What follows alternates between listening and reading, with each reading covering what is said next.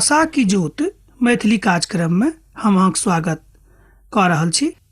हमर भाई बहन, ई बड़ आनंदक बात अछि कि परमेश्वरक वचनक अध्ययन हमरा लोकनि क्रमबद्ध आरंभ कयने छी। अहाँ सब एहिमे सहभागिता कऽ रहल छी, एहिके लेल बहुत बहुत धन्यवाद। लय व्यवस्थाक ई जे पोथी अछि तकर ई अध्याय अर्थात विशेष रूपे जे अध्यायक अध्ययन आजुक दिन हमरा लोकनि कऽ रहल छी, अध्याय 24 एकटा महान बातक बता रहल अछि और ओ थिक कि हमरा लोकनि कोना कऽ दोसर गोटेसँ भिन्न भऽ कऽ प्रभुक सेवकाई कऽ सकैत छी।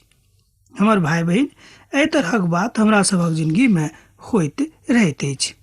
तहन बखान कयल गेल अछि कि हमरा लोकनि अपन व्यवहारिक जिंदगीमे कोना कऽ प्रभुक संग रही आ अपन जे खराब बात अछि अपना जिंदगी तकरा छोड़ि कऽ प्रभुक संगे आबी।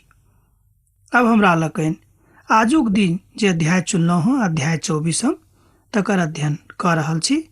हम अहाँसँ विनती करब कि हमरा संगे अहूँ एहि अध्यायक खोलि कऽ राखू। लय व्यवस्थाक पोथी तकर 24 अध्याय। तहन एहि अध्यायक जे किछु बिंदु मुख्य बिंदु थिक तकरा अहाँ कनिक पहिने देख लियौ। कुटि कऽ निकालल जैतूनक शुद्ध तेल आ पवित्र दीपक लेल तेल, रोटी बनेबाक हेतु शुद्ध मैदाक इंतजाम जकरा भोजनक ऊपर राखल जेतैक। प्रभुक विरोध में एहन कोनो काज नहि करी जे प्रभुक पसंद नहीं छनि। यह मुख्य विषय भेल एहि अध्याय के। तहन एक बेर और हम दोहरिया दै छी। कुटि कऽ निकालल गेल जैतूनक शुद्ध तेल, पवित्र दीपक लेल। दोसर बात, रोटी बनाएबाक हेतु शुद्ध मैदाक इंतजाम जकरा मेजक ऊपर राखल जेतैक। प्रभुक विरोध में एहन कोनो बात नहीं करब जे प्रभुक पसंद नहीं छनि। यह तीनोटा मुख्य विषय वस्तु अछि एहि 24 अध्यायक की। हमर भाई बहिन, हमर मित्रवर, एहि बातक अहाँ नीकसँ बुझि सकलहुँ हैं। प्रताड़ना आ प्रभुक आज्ञा ई दोनों बात अहाँक जिंदगी में आबि सकै छै।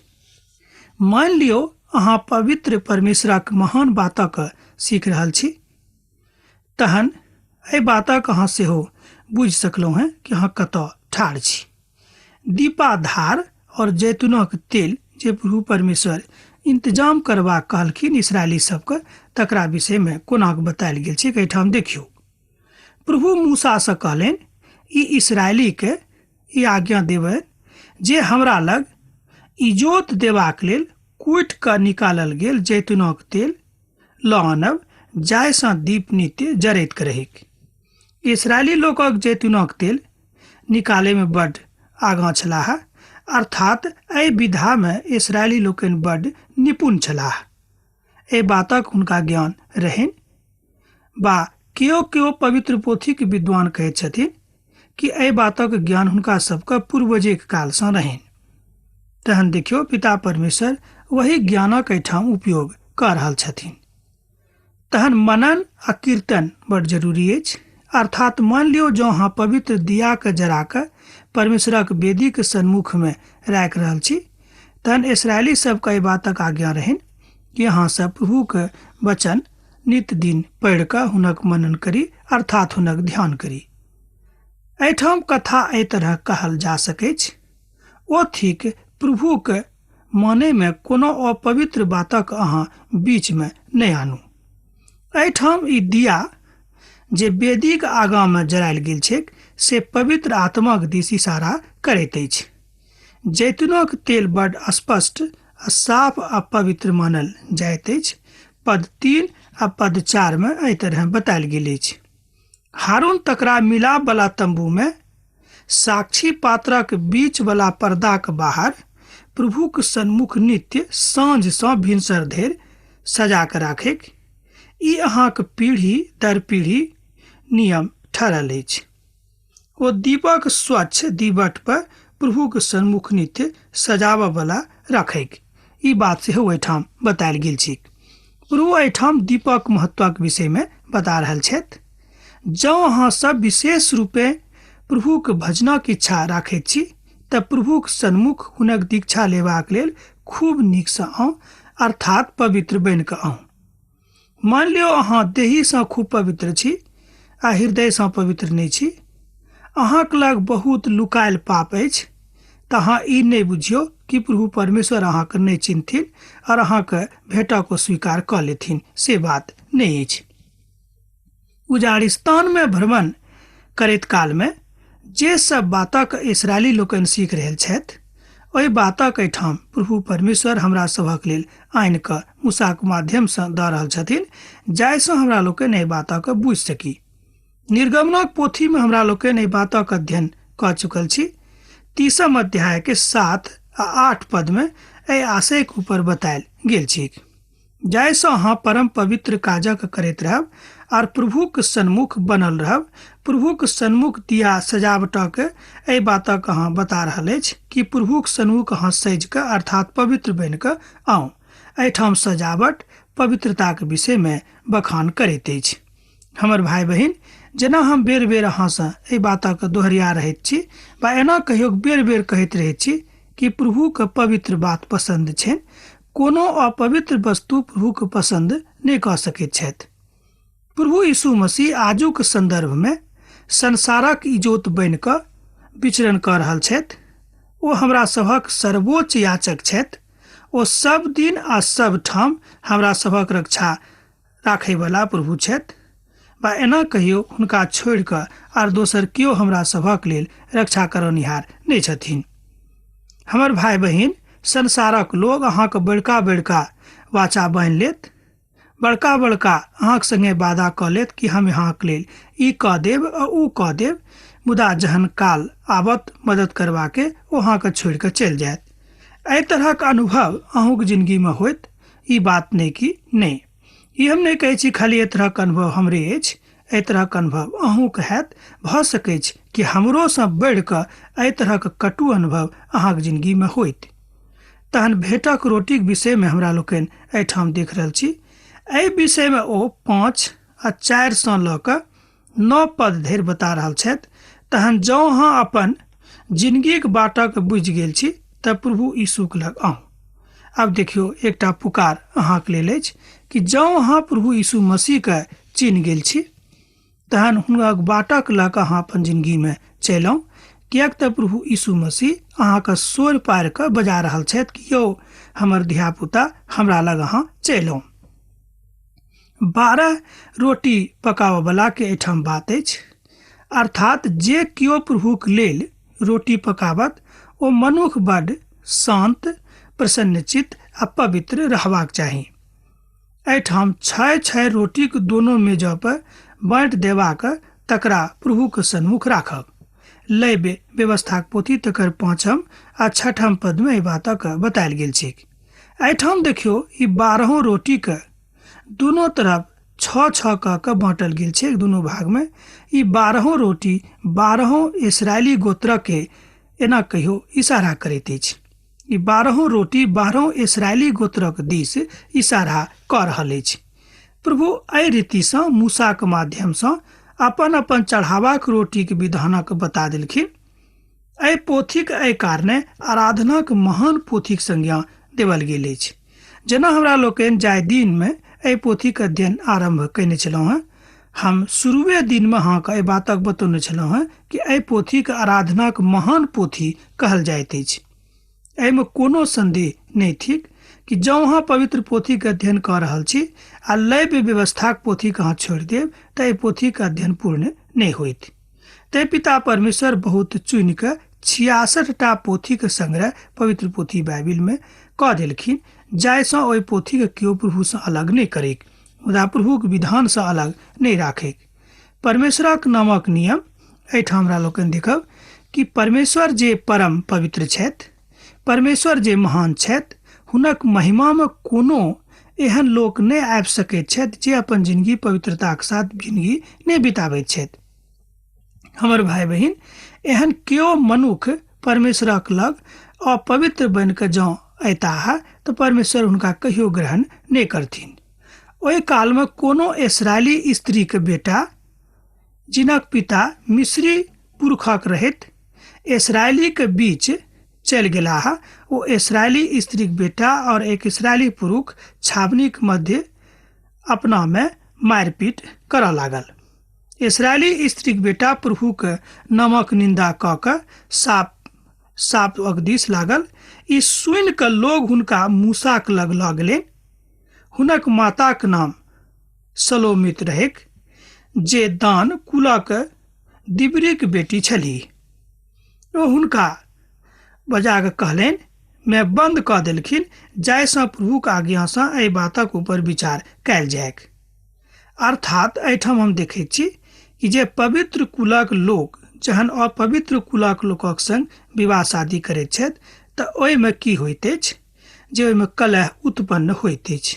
हमर भाई बहिन, एहि तरहक कलहसँ, एहि तरहक कलहक जिंदगीसँ अहाँ स्वयंके जँ अलग राखी तऽ नीक रहत।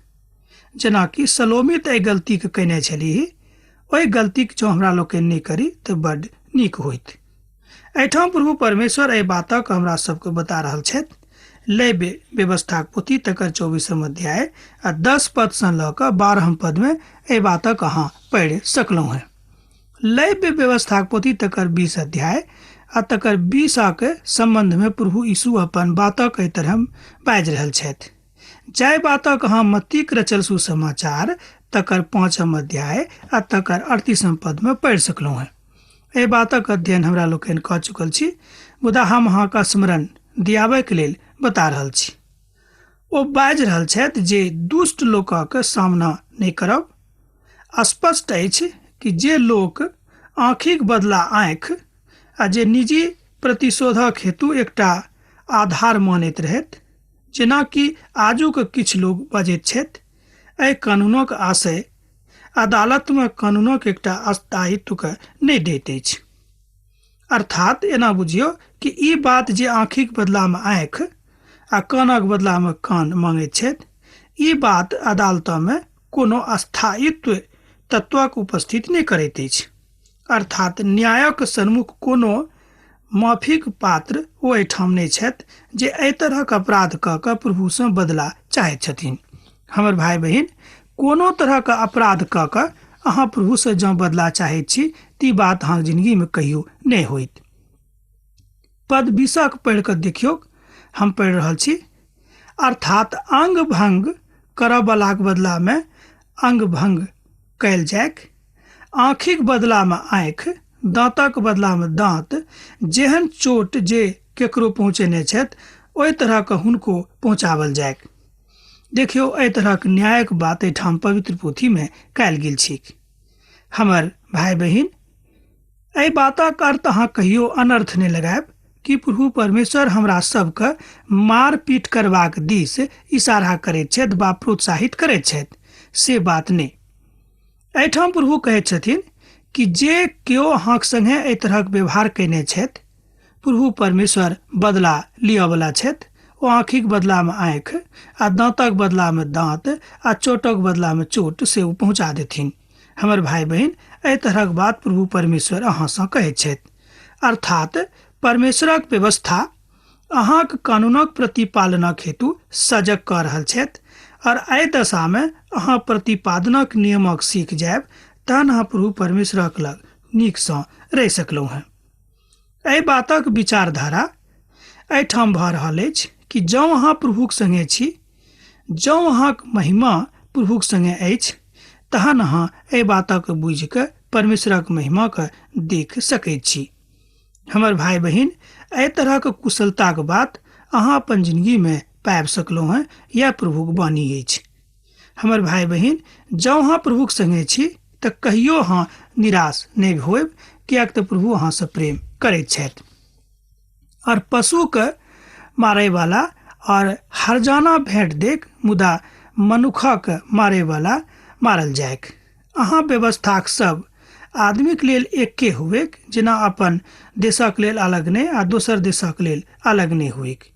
एहिठाम प्रभु परमेश्वर व्यवस्थाक विषयमे बता रहल छथि कि जे न्यायक बात अछि ओ दोनों ठाम एके तरहक हुएक। जे न्याय जेना करैत छथि हुनका संगे ओही तरहक न्याय हुएक। अर्थात मान लियौ केओ गरीब भऽ कऽ जँ खूब पैघ पाप करैत छथि तऽ हुनको संगे वएह न्याय होइतैक जे न्याय केओ धनिक भऽ कऽ करैत छथि। प्रभु एहिठाम बड़ स्पष्ट आदेश दऽ रहल छथिन कि जे जँ अहाँ अपराध कयलहुँ हेँ तऽ अहाँक सजा अहाँक अपराधक गंभीरताक रूपे होइत। ई नहि कि अहाँ गरीब छी तऽ अहाँके सजा कम भेटत आ जे केओ धनिक छथि तऽ हुनका बेसी सजा भेटतनि, से बात नहि। दोनोके लेल समान बातक एहिठाम बतायल गेल छै, अर्थात प्रभु मनुखमे कोनो तरहके एहिठाम विभेद नहि कऽ रहल छथि। ओ कहैत छथिन कि जे केओ पाप कयने छथि, पापक गंभीरताके आधार पर हुनका सजा भेटतनि, एहिमे संदेह नहि थिक। तहन हमर मित्रवर, हमर भाई बहिन, एहि बातक अहाँ खूब नीकसँ बुझि लिअ, जाहिसँ प्रभुक महिमाके अहाँ अपना जिंदगीमे आगाँ लऽ जा सकैत छी। परमेश्वर अपन सब बातमे विश्वासक योग्य आर धर्मी छथि। एहि बातक अहाँ कनिक ध्यान दियौ कि अहाँ कतौ रहू, प्रभु परमेश्वर अपन सबटा बातमे विश्वासक योग्य आ धर्मी छथि। हमरा सब केओ प्रभुक सन्मुखमे दोषी थिकहुँ हैं। जे पाप कयने छथि हुनका मृत्यु दंड भेटतनि आ जे पाप नहि कयने छथि हुनका परम सुखक आनंद भेटतनि, वा एना कहियो ओ मनुख परम सुखक भागीदारी बनि जेताह। मुदा प्रभु यीशु मसीह हमरा सभक पापक कारणे सूली पर चढ़ि गेलाह आर एकदम हमरा सभक पापक लेल अपन सबटा सोनीत, पवित्र सोनीत बहा देलखिन, जाहिसँ हुनक सोनीतसँ हमरा सब केओ पवित्र बनि सकैत छी। अहाँ विश्वास कऽ कऽ प्रभु यीशु मसीहक सोनीतके अपना देहिक ऊपर छिटियौक आ कहियौ, प्रभु हमरा अहाँ पवित्र करू आ जतेक पाप आजुक दिन धरि हमरा लोकनि कयलहुँ हैं, एहि सबटा पापक प्रभु अहाँ माफ करू। हमर भाई बहिन, एहि बातक अहाँ बुझि रहल छी, किएक तऽ पवित्र पोथीमे लिखल गेल अछि कि पापक मजूरी तऽ मृत्यु अछि। एहि बातोमे कनिको संदेह नहि थिक, किएक कि प्रभुक वचन अछि। प्रभु कहैत छथि कि पापक मजूरी तऽ मृत्यु अछि, तकरासँ केओ नहि बचि सकैत छथि। हमर पापक कारणे हुनका घाव भेटलनि, ओ घायल कयल गेलाह। यशायाक पोथीमे तकर 53 अध्याय आ तकर 4 पदसँ लऽ कऽ 6 पद धरि एहि बातक बतायल गेल छै। एहि बातक सेहो बतायल गेल छै। तहन अहाँ ओहि पदक पढ़ि कऽ जँ देख सकलहुँ हँ तऽ देखू, निश्चय ओ हमर रोगक सहि लेलखिन आर हमर दुखक उठा लेलखिन। तकरा बादो ओ हुनका नहि बुझलनि और हुनका दुर्दशामे पड़ल देखलखिन आ बुझि गेलखिन। यशायाक पोथीमे अहाँ एहि बातक पढ़ि सकलहुँ हैं। हम एक बेर और पढ़ैत छी। निश्चय ओ हमर रोगक सहि लेलखिन आर हमर दुखक उठा लेलखिन। तकरा बादो हुनका नहि बुझलखिन और दुर्दशामे पड़ल पलखिन आ बुझलखिन नहि। हमरा सभक तऽ सब केओ भेड़क समान मृत काल्हि छोड़ि देलहुँ हैं। हमरा सब केओ अपन अपन बाटक लेलहुँ हैं आ प्रभु हमरा सभक प्रेम राखैत छथि। देखियौ हमर भाई बहिन, हमरा सब अपन अपन ज्ञानक अनुसार बाट लऽ लै छी, मुदा प्रभु हमरा सभक प्रेम राखैत छथि। अधर्मक बोझक हुनके ऊपर लादि देलखिन। एहि बातक अहाँ 6 पदक आखिरी प्रभागमे देख सकैत छी। अधर्मक बोझक हुनके ऊपर लादि देलखिन। एहि बातक अहाँ 53 अध्याय के 6 पदक आखिरी प्रभागमे देख सकैत छी। हम यशायाक पोथी कथा कऽ रहल छी। मूसा इस्राएली सभक यह समझौलखिन, तहन ओ एहि सापके दबयवला छावनीसँ बाहर लऽ जाकऽ हुनका ऊपर पाथरक वर्षा कयलथि। इस्राएली सब यह कयलथि जेना प्रभु मूसासँ बाजने रहथि। लय व्यवस्थाक पोथी तकर 24 अध्याय आ 23 पदक अहाँ देख सकैत छी। एहिठाम हमरा सब पापक न्याय के देख रहल छी कि प्रभु कोना कऽ हुनका संगे न्याय कयलथि जे पाप केने रहथि। एहिठाम देखियौ, एहि पदक आर एक बेर हम पढ़ै छी। मूसा इस्राएली सबके यह समझौलखिन, तहन ओ ओहि सापक दबयवला छावनीसँ बाहर लऽ जाकऽ हुनका ऊपर पाथरक बरखा कयलथि। इस्राएली सब यह कयलथि जेना प्रभु मूसासँ बजौने रहथि। एना कहियो जेना प्रभु मूसासँ बाजने रहथि। एहिठाम बड्ड पैघ आ महान आध्यात्मिक बातक हमरा लोकनि सीख रहल छी, किएक तऽ जँ हमरा लोकनि गलती करब, जँ हमरा लोकनि पाप करब, तऽ प्रभु कहियो हमरा सबके माफ नहि करथिन। आ जँ हमरा सब प्रभुके आज्ञाके पालन करब, जेना ओ कहने छथिन ओहि तरह हमरा लोकनि अपन जिंदगीके बसर करब, तऽ निश्चित रूपेण प्रभुके प्रेम जेना हमरा लोकनि पछिला अध्याय में 23 अध्याय में देखलहुँ हैं, पबनी में हमरा लोकनि भागीदारी कऽ सकैत छी। प्रभु के पबनी हमरा लोकनि भागीदारी बनि सकलहुँ हैं। एना कहियो प्रभु पबनी हमरा लोकनि भागीदार बनि सकैत छी, अर्थात हुनक पबनी में हमरा लोकनि अपन भागीदारी के दऽ सकैत छी। हमर भाई बहिन, एकर अर्थ यह भेल कि जँ हमरा लोकनि प्रभुक आज्ञाक मानब तऽ हुनक प्रेमक बरखा जे अछि तकरा में हमरा लोकनि स्नान कऽ सकैत छी। आ जँ हुनक बातक हमरा लोकनि नहि मानब तऽ हुनक प्रेमक बरखा में हमरा लोकनि स्नान नहि कऽ सकलहुँ हैं। एहिठाम एकटा बड्ड पैघ आ महान आध्यात्मिक चिंतन बतायल गेल छै। केओ एहि बातक ई बुझैत छथि कि यौ ई तऽ किताब में लिखल गेल छै, ई पोथी के बात थिक, एहिसँ मनुख जिंदगी में, वास्तविक जिंदगी में की लाभ अछि। तहन ओ कहलनि कि ई बात नहि, जँ अहाँ एहि बातक अपना जिंदगी में निश्चित रूपे लागू कऽ रहल छी तहन प्रभु परमेश्वरक प्रेम, हुनक दया, हुनक करुणा आ हुनक साधना का सेहो अहाँ अपन जिंदगी में देख सकलहुँ हैं। एहिठाम बड्ड पैघ आ महान आध्यात्मिक बातक अहाँ सीखैत छी, अर्थात लैव व्यवस्थाक पोथी, जेना हम आरंभे में बाजि देने छलहुँ हैं कि एकटा महान आराधनाक पोथी थिक। एहिठाम पिता परमेश्वर एहि बातक ज्ञान दऽ रहल छथि। हमर भाई बहिन, की अहाँ एहि बातक बुझि सकैत छी? प्रभु परमेश्वरक सब बात में दयालु और वचनक ऊपर राज करे वाला प्रभु छथि। तहन प्रतापीक गंध, अर्थात हुनक जे पवित्रताक गंध छै, जँ हमरा सभक जिंदगी में प्रकट भऽ जायत तऽ बड्ड नीक होइत। हम तऽ यह कहब कि प्रभु यीशु मसीह प्रेमक गंधक प्रकटीकरण जँ अहाँक जिंदगी में अछि तऽ अहाँसँ नीक केओ लोक नहि छथि। हमर भाई बहिन, एहिसँ बड़का और की बात भऽ सकैत छै। अब तऽ अहाँसँ विदा होय के काल भऽ रहल अछि। एहिसँ पहिने हमरा लोकनि विदा होय, हम अहाँसँ एकटा बात कहब कि हमरा लोकनि जे अहाँके लेल प्रार्थना कऽ रहल छी, अहाँसँ हमरा एहिठाम जरूर पाती लिखैत रहब, किएक तऽ हमरा लोकनि अहाँके लेल प्रार्थना करैत रहैत छी। प्रभु यीशु मसीह के नेह, हुनक प्रेम सदैव अहाँक जिंदगी में बनल रहेक। आमीन।